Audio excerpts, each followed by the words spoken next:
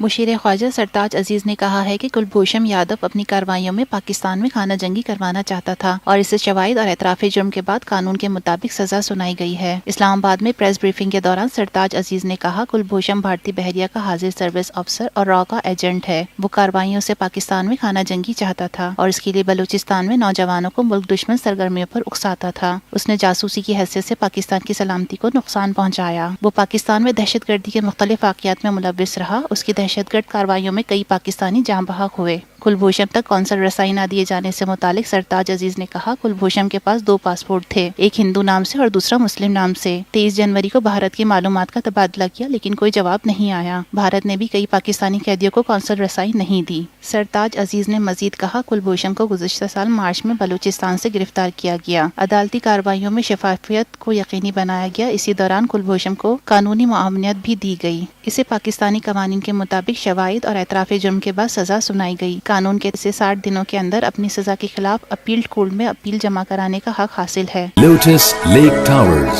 a groundbreaking endeavor by Lotus Properties۔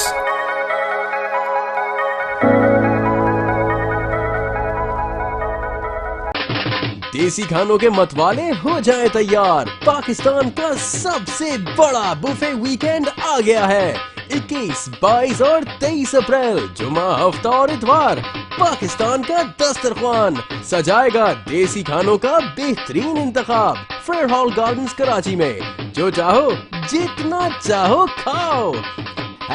#PKDKHI